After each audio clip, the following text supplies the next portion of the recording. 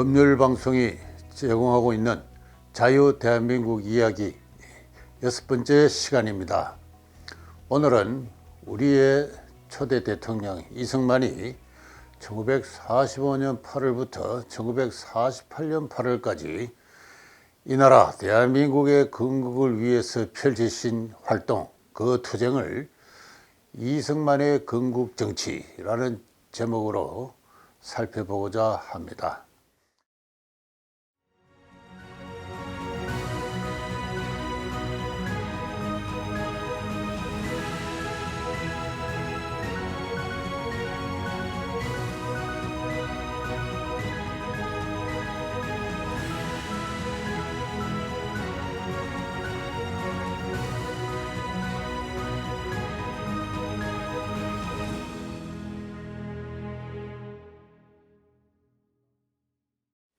그 3년간 어떠한 사건들이 이어졌는지에 대해서는 이미 널리 알려져 있으므로 자세한 언급은 삼가하겠습니다. 다만 종래의 통념에 몇 가지 큰 잘못이 있기에 미리 지적해 두고자 합니다. 그래야 이승만의 건국 정치를 올바로 재평가할 수 있기 때문입니다. 우선 그 지적할 점은 일제가 항복을 선언한 1945년 8월 15일 그날에 우리 민족이 광복을 이루었다 하는 것입니다. 흔히들 그러죠. 해마다 광복절이 되면 이날을 경축합니다. 광복이란 것은 광복독립 또는 광복조국의 줄임말입니다. 독립과 조국을 영광스럽게 되찾았다는 그런 뜻입니다.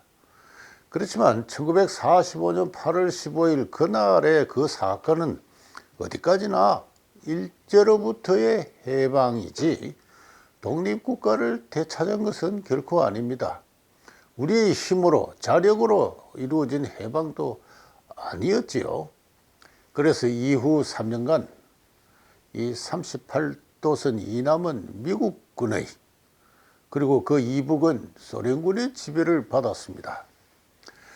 연후에 우리 한국인이 그의 주권국가를 세우는 것은 다시 말해서 1910년부터 이어져 온 독립운동이 그 열매를 맺는 것은 1948년 8월의 일입니다.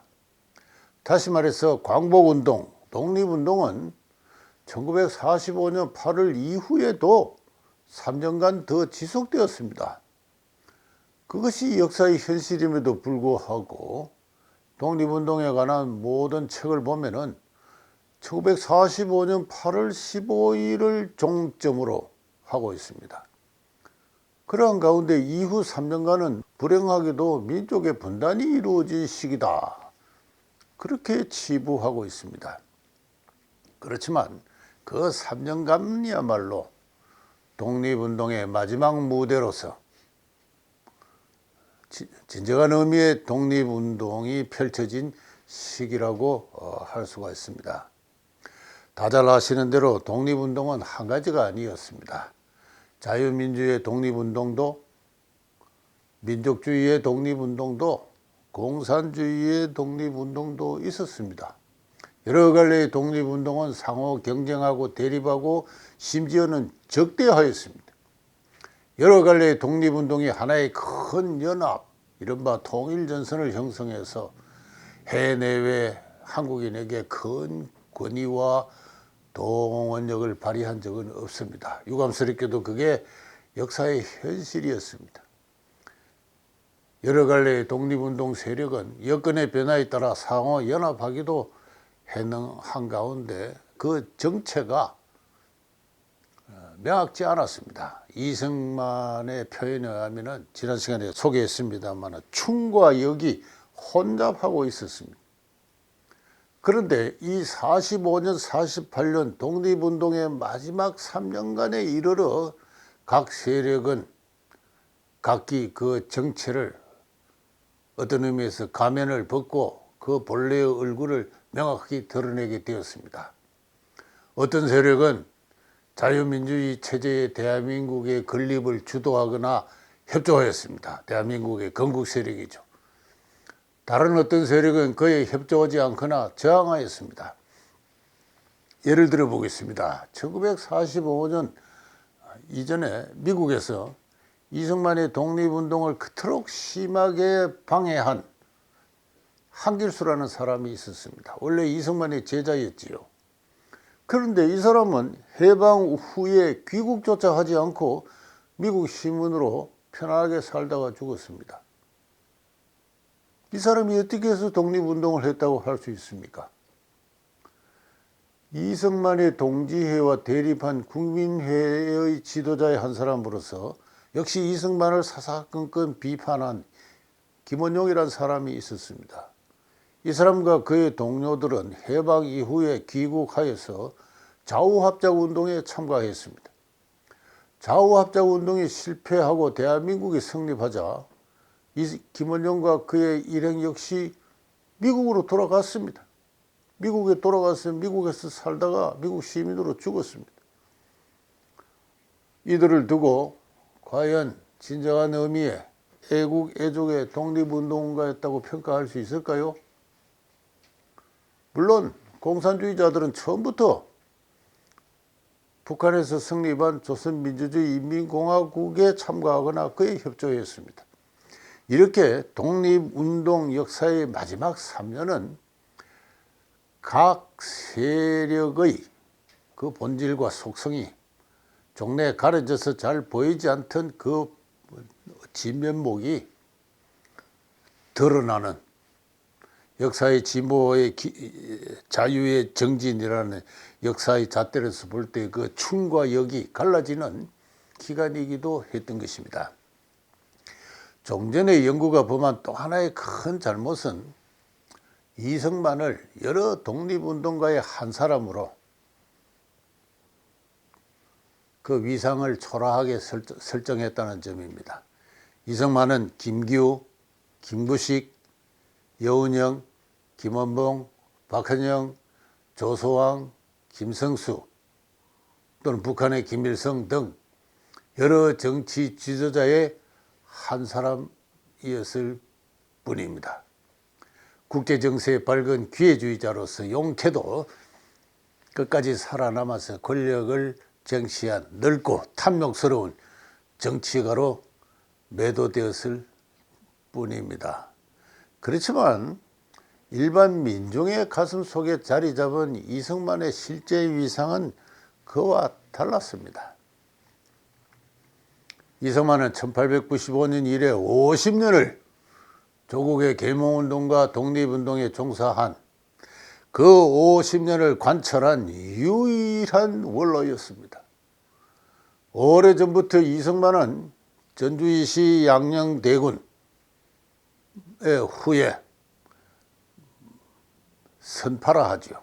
왕족의 계열을 잇는 선파의 신분, 그리고 배제학당의 졸업, 독립협회와 망민공동회의 활약, 한성감옥의 무기수, 미국으로 파견된 밀사, 미국 대통령과의 접견, 최초의 철학 박사, 그리고 임시정부의 임시대통령 등 숱한 일화들이 만들어낸 신화 속에 가린 인물이었습니다. 1920년대에 나온 반달이라는 동료가 있죠.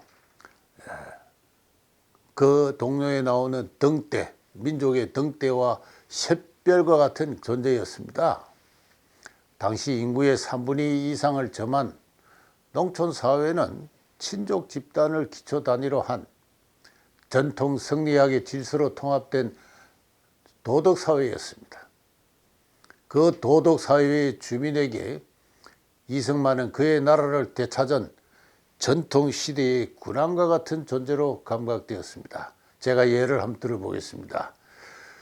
충북 충주군의 김인수라는 양반 신분이 남긴 한문으로 쓰인 일기가 있습니다. 1945년 8월 15일 해방된 지 6일 뒤인 8월 21일자 일기에 이 김인수는 이승만에 대해서 다음과 같이 이야기하고 있습니다. 이승만 아직 귀국도 하기 전입니다. 일찍이 독립단의 주모 이승만 이하 몇 사람이 고심열성으로 영미로 넘어가 서로 동심동력하여 낮에 생각하고 밤에 헤아리고 여름날이나 겨울밤이나 배에 가득 경륜을 쌓아서 일본 큰 오랑캐를 멸하고 우리 조선 예의지방을 회복하기를 와신상담 36년이나 되었는데 드디어 오늘날 하늘의 해가 다시 밝으니 뜻이 있는 자는 결국 이를 이룬 것이다. 장하다, 쾌하다. 이렇게 일기에 썼습니다. 다시 말해서 보통의 한국인들에게 이승만은 저 2000년 전 중국 전국시대에 잃어버린 그의 나라를 찾기 위해서 장작 위에서 자고 쓸개를 날마다 핥았던 그 오나라의 부차나 월나라의 구천과 같은 그 군왕으로 비견되었던 것입니다. 그 대중적 카리스마의 인물이 강렬한 신념의 자유민주주의자였으면 깊은 혼란 속에서 갈 길을 몰라 헤매던 우리 한국 민족에게는 더할 나위 없는 큰 행운이자 축복이었습니다.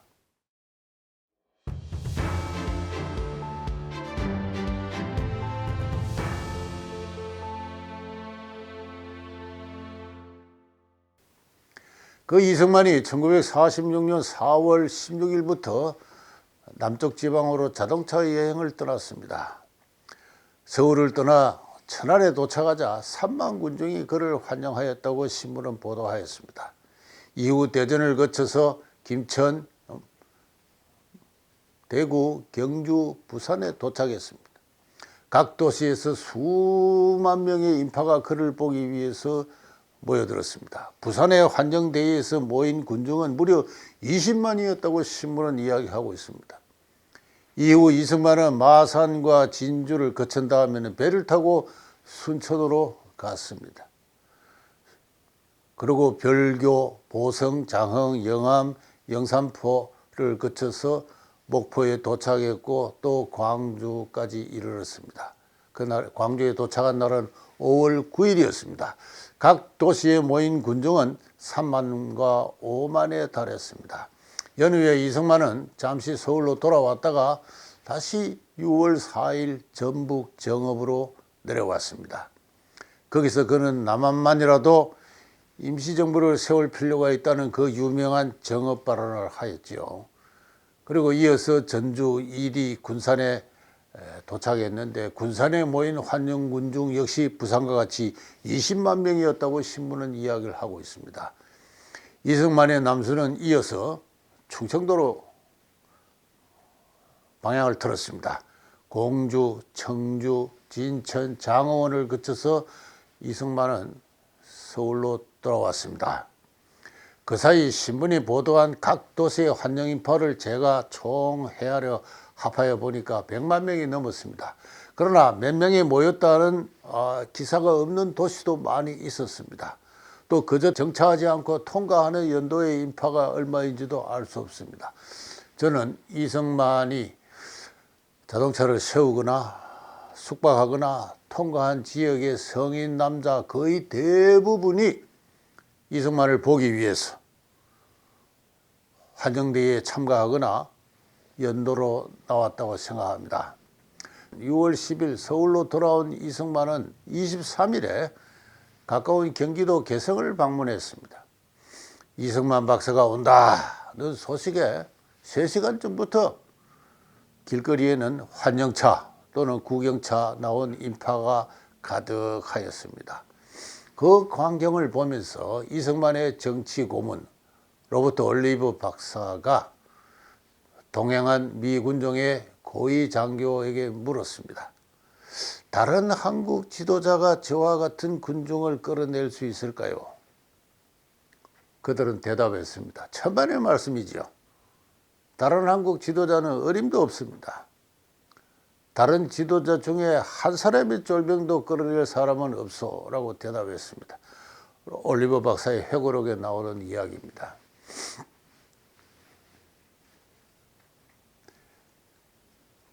주제하듯이 1945년 12월 미국과 소련은 한국에 통일적 임시정부를 세운 다음 5년간 신탁 통치를 하며 이를 추진하기 위해 미소공동위원회를 설치한다는 방침을 발표했습니다. 그러자 중국에서 돌아온 대한민국 임시정부의 김구 주석을 중심으로 해서 반탁운동의 물결이 거세게 일었습니다. 이승만도 물론 반탁의 입장이었습니다. 1946년 3월과 5월에 열린 미소공동위원회에서 소련군 대표는 이 반탁운동 세력을 이 공동위원회의 협의 대상에서 제외해야 한다고 주장했습니다. 미국군 대표는 이를 받아들일 수 없었고 이에 제1차 미소공동위원회는 결렬하고 말았습니다. 이후 미 군정은 미국을 누구보다 더 잘 알고 있을 이승만이 미국의 방침에 협조하지 않는 것을 섭섭하게 생각했습니다. 미국이 어떻게 한국을 식민지로 삼고자 하느냐? 아니다. 독립을 시켜주겠다고 약속을 하지 않았느냐? 그 미국을 믿지 못하고 미국의 방침을 거역하다니 섭섭하다. 그렇게 해서 이승만을 견제하기 시작했습니다. 올리버 박사의 회고에 의하면 당시 미 군정은 이승만이 신탁 통치를 거부할 것이 아니라 신탁 통치가 무엇을 의미하는지 그 방법은 무엇인지를 묻고 그리고 그에 협조해야 마땅했다고 생각했습니다. 그렇지만 이승만 박사의 입장은 전혀 달랐다고 합니다. 이 박사가 보기에 그러한 미 군정의 요구는 미국이 동유럽에서 전혀 성공시킨 일이 없는 허구의 조직을 만들어내는 것을 믿어달라는 것과 같으며 한국의 군림했던 일본인 상전을 공산 지배자로 바꾸는 일에 동의하라는 것밖에 아니라는 것이었습니다. 좌우합작이 신탁 통치는 그러니까 미국과 소련의 협력에 의한 신탁 통치는 결국은 공산주의자와 민주주의자가 한 정부 안에 동거하는 좌우합작을 말하는 것인데 세계 어디에서도 특히 그게 구체적으로 시행되었던 동유럽에서도 그것이 성공한 사례가 단 한 군데도 없다. 허구의 약속입니다. 허위의 연극입니다. 그것을 믿어달라니 그것은 우리의 옛날 일본인 상전을 대신해서 공산주의자들이 새로운 상전이 되는 것을 용인해 달라고 하는 것과 다를 바 없지 않느냐. 이게 이승만의 생각이었습니다. 미군정은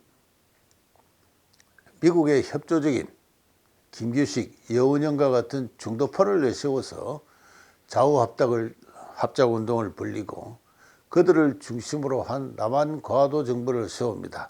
그리고 이들을 축으로 해서 장차 미소공동위원회를 재가동을 해서 통일적 임시정부를 세운다는 그와 같은 방침이었습니다.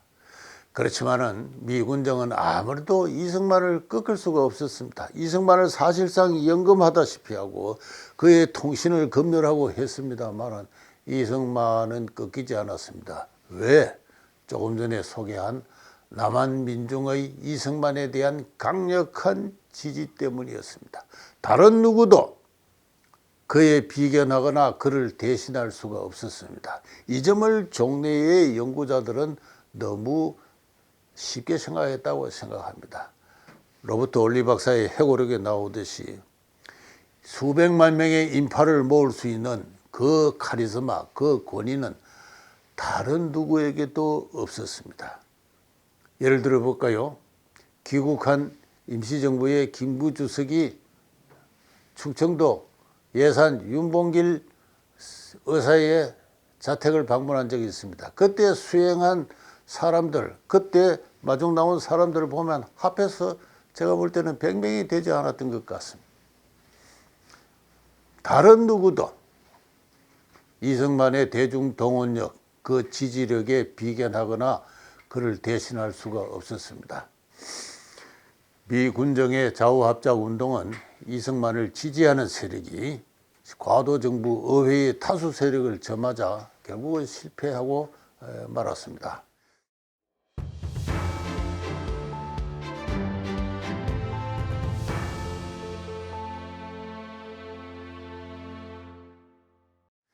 저는 북한의 소련군이나 김일성을 비롯한 공산주의자들은 미소 공동위의 성공을 바라지 않았다고 생각합니다. 저는 민족 분단의 실제 책임은 북한의 공산주의자들에게 있는데 그 점을 종래 명확하게 지적해 오지 않은 이 나라 역사학에 많은 문제가 있다고 생각합니다.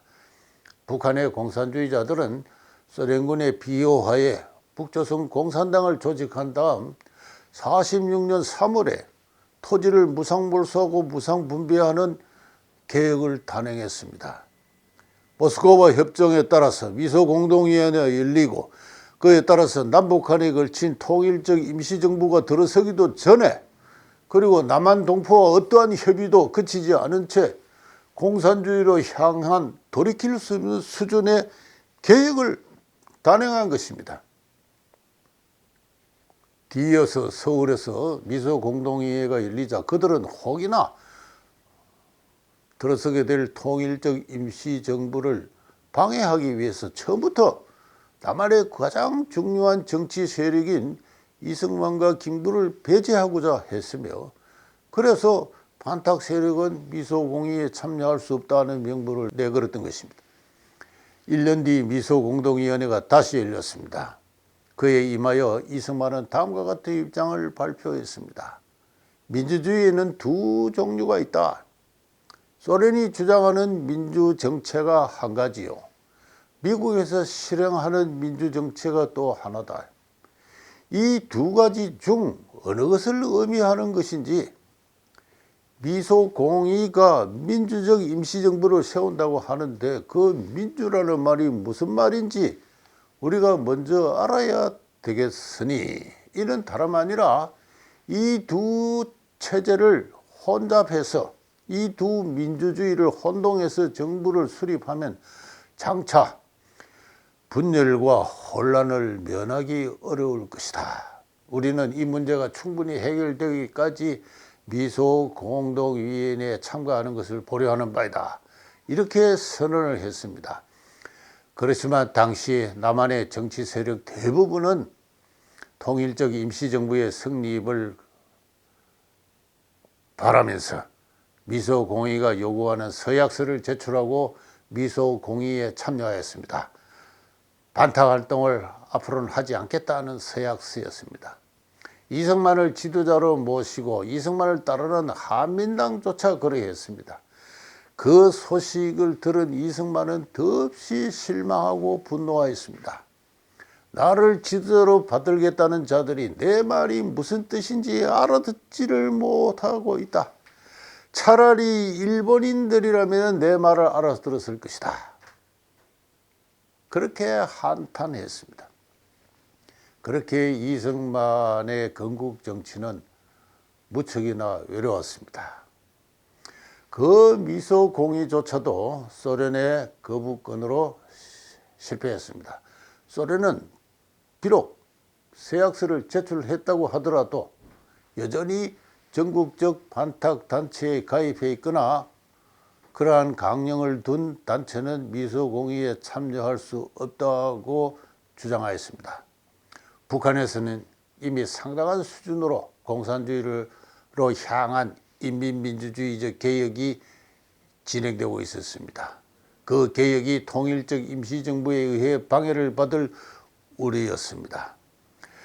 북한의 소련군과 공산주의자들이 처음부터 이 통일전선을 포기하고 계급 노선을 추구한 것은 제가 보기엔 이승만을 지도자로 한 남한의 자유민주 세력이 그들의 통일전선 전략으로는 와해시키기엔 너무나 강력했기 때문이다 라고 생각합니다. 1946년 6월 달에 이승만이 남순 여행 도중 정읍에서 행한 발언은 이 같은 북한 사정에 대한 통찰 위에서 나온 것입니다. 통일정부의 수립을 고대하나 여의치 않으니 우선 남한만이라도 북한에서 이미 성립해 있는 것과 같은 임시정부나 임시위원회 같은 것을 세워야 한다는 그의 정업 발언은 다수 한국인의 지지를 받았습니다. 신문 보도에 의하면 그의 발언에 지지하는 국민의 수가 60%에 달하였습니다. 나머지 40%는 긴가민가 했지요. 그러나 그 사람들에게 이승만은 다음과 같은 논리로 설득하였습니다.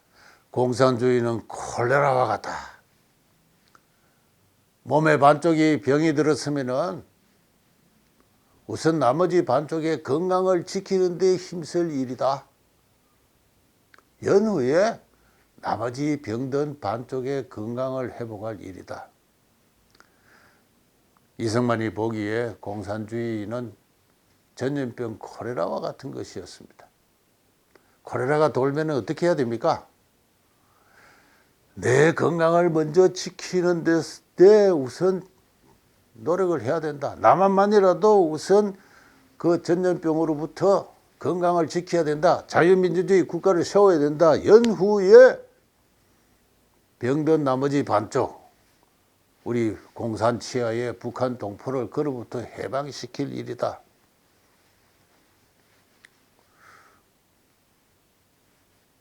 그로부터 70년의 이상의 세월이 흘렀습니다.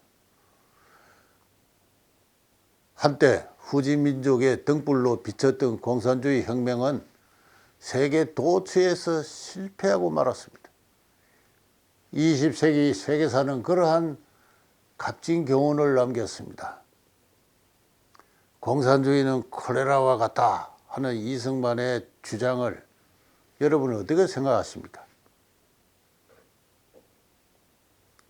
지독한 반공주의자라고 그냥 매도해 버릴 겁니까? 여전히 오늘날의 북한을 그래도 살만한 나라다라고 여기면서 이승만을 골수 반공주의자로 매도하는 사람도 아직도 적지 않다고 생각합니다. 그러나 그때나 지금이나 다수의 한국인은 이승만의 그 성경 지명에, 그 세계적 수준의 지성에 감복하지 않을 수가 없는 것입니다. 1947년에 들어 국제정세가 변모하였습니다. 소련과의 협조를 추구하던 미국이 소련과 등을 지고 냉전에 돌입하기 시작했습니다. 미국은 한국 문제를 유엔으로 이관하였습니다. 카이로 선언에서 세계를 향해서 천명한 한국 독립의 약속은 어떻게든 지켜져야 했습니다. 그 한국 독립의 약속을 수행한 다음 한국에서 명예롭게 철수하겠다는 것이 미국의 방침이었습니다. 그래서 한국 문제를 유엔으로 이관하였던 것입니다. 미국의 특히 군부는 이 한국이 지닌 군사 전략적 가치를 높이 평가하지 않았습니다. 미국이 자원을, 병력을 투하해야 될 세계 곳곳에 여러 군데가 많은데 한반도 없이도 일본 열도만으로도 태평양에 걸린 미국의 이익을 충분히 방어할 수 있다는 것이 미국의 입장이었습니다. 그래서 한국 문제에 대해서 명예롭게 철수하겠다, 이런 방침위에서 한국 문제를 유엔으로 이관하였습니다. 한국 문제를 이관받은 유엔이 어떠한 결정을 하고 어떠한 과정을 거쳐서 대한민국이 성립했는지에 관해서는 언급을 생략하겠습니다. 그 과정에서 반탁 진영을 이끌던 독립운동의 또 하나의 원로 김구성생이 건국의 대열에서 이탈했음은 잘 알려진 일입니다. 가려져 왔던 내면의 충과 역이 다시 한번 극명하게 드러나는 국면이었습니다. 드디어 1948년 8월 15일 대한민국이 세워졌습니다. 대한민국 정부의 수립을 기념하는 그 식전에서 초대 대통령으로 선출된 이승만은 다음과 같은 연설을 하였습니다. 이 새롭게 태어난 나라는 민권과 개인 자유를 보호할 것입니다. 민주정치의 기본 요소는 개인의 근본적 자유를 보호하는 것입니다. 그렇게 말씀하셨습니다. 개인의 근본적 자유, 다시 말해서 천부의 권리. 그것은 여전히 대다수 한국인에겐 낯선 외래 수입품이었습니다. 그렇지만은 그것을 국가 체제의 기본 원리로 삼는 새로운 국가가 그 고고의 성을 울렸습니다. 뒤이어 이승만은 다음과 같이 말하였습니다. 우리는 40여 년 동안 외적의 손에 모든 학대를 받아서 말과 행동뿐 아니라 생각까지도 자유롭지 못했습니다. 그러나 우리는 개인 자유활동과 자유판단권을 위해 쉬지 않고 싸웠던 것입니다. 그렇게 이야기했습니다. 독립운동은 결국 무엇이었습니까? 그저 대한독립 만세입니까? 잃어버린 나라를 되찾겠다는 것입니까? 아니지요. 공산주의자라면 프롤레타리아 독재, 공산혁명을 위해서라고 대답할 것입니다. 그렇지만 이승만은 달랐습니다. 개인의 자유활동과 개인의 자유판단권을 위해서라고 했습니다.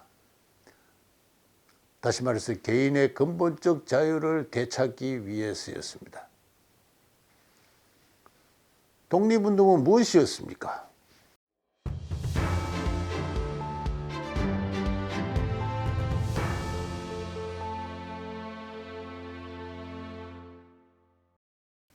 우리의 잃어버린 개인의 자유를 찾기 위한 것이었습니다.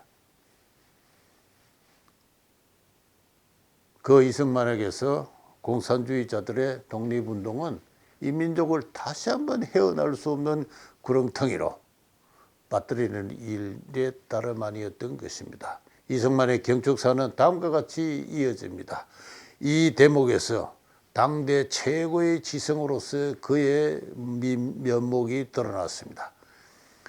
우리를 압박하는 외적은 그들의 전제정치를 고집하였으므로 우리의 민주주의를 주장하는 마음은 더욱더 굳어져서 모든 일에 서양 민주국의 방식을 모범으로 하여 우리의 공화 사상과 습관을 꾸준하게 발전시켜 왔으며 그 민주주의와 공화주의가 30년 동안 뿌리를 박아 지금의 결실을 이루게 된 것입니다.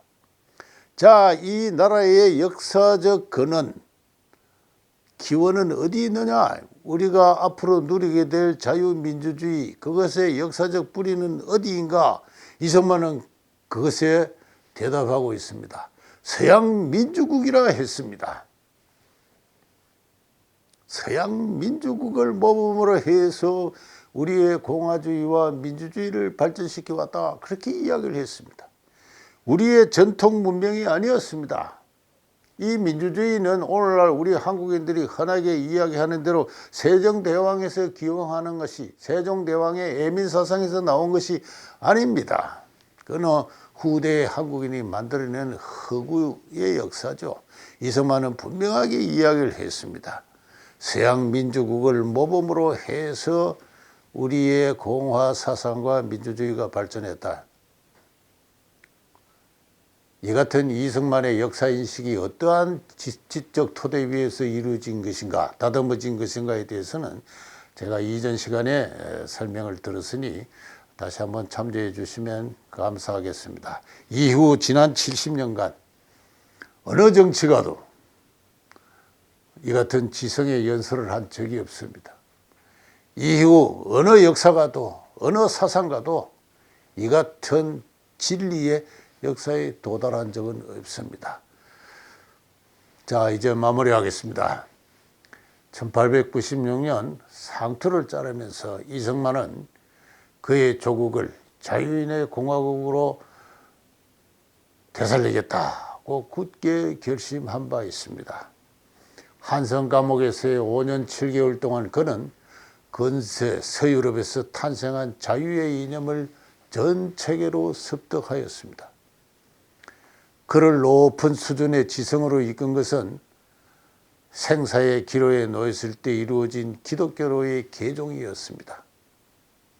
기독교는 자유인으로서의 생활 체험을 결여한 이승만이 자유인으로 변신해 나가는 정신적 통로와 같은 것이었습니다. 그는 평생을 독실한 기독교인으로서 일관하였습니다. 그는 정치가 이기 이전에 종교인이었습니다. 그를 곁에서 관찰한 정치고문 로버트 올리버 박사는 그의 명상은 절반이 기도였다고 해석하였습니다. 이승만 대통령의 초청을 받아서 함께 낚시도 하고 또 이승만 대통령이 경무대에서 전지를 할 때 그 옆에서 몇 시간이고 그와 시간을 같이 하였습니다. 아무 말도 없이 몇 시간을 보내는 그 시간은 이승만의 깊은 명상은 올리버 박사가 보기에 절반이 기도였습니다. 그 기도는 하나님 나를 도와주십시오. 그런 기도가 아니었습니다. 내가 하는 이 일이 하나님의 뜻에 합당한 것인가를 묻고 묻는 기도였다고 합니다. 그는 세상과 쉽게 타협하지 않았습니다. 그는 절겨 로버트 올리버 박사에게 예수의 다음과 같은 말씀을 인용하였다고 합니다. 나는 세상에 검을 주러 왔노라. 아버지와 아들이 싸우고 시어머니와 며느리가 다툴 것이다.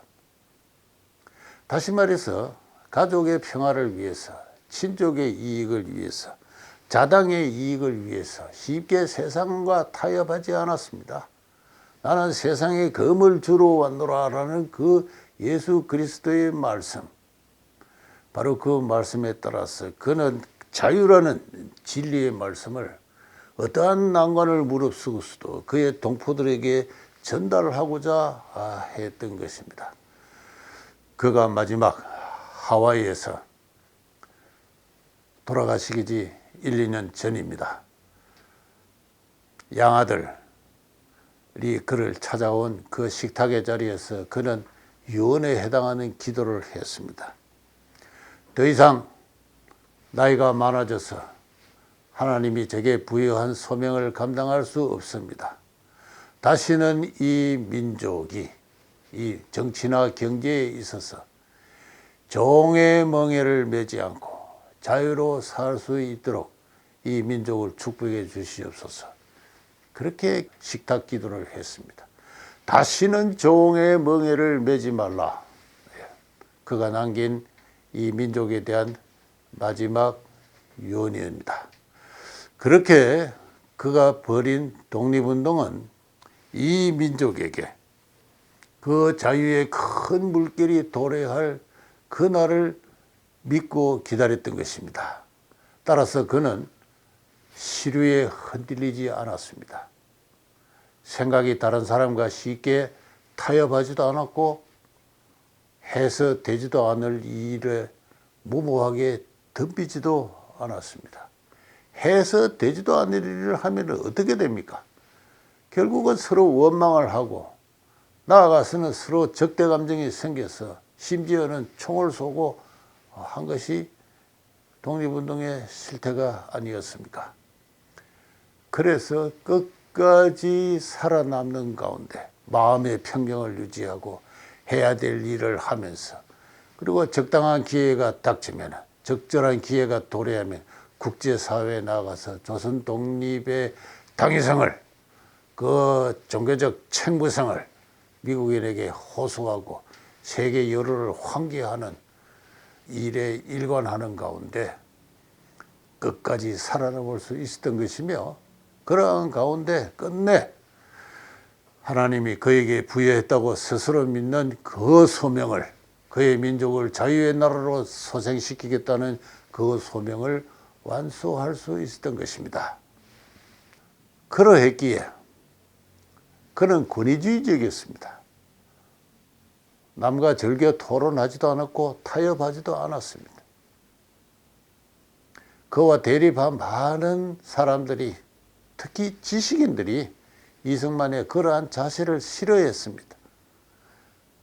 스스로 지식인을 자부한 많은 사람들은 이승만의 그러한 자세에 태도에 굴욕감을 느꼈을 겁니다. 그래서 그에 관한 온갖 비방과 중상모략이 그렇게 쌓여져 왔던 것입니다.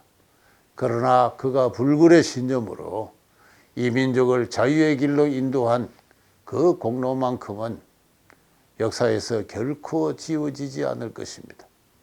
그를 알지 못하는 현대 한국인들은 그들이 누리고 있는 자유가 어디서 온 것인지를 알지 못합니다.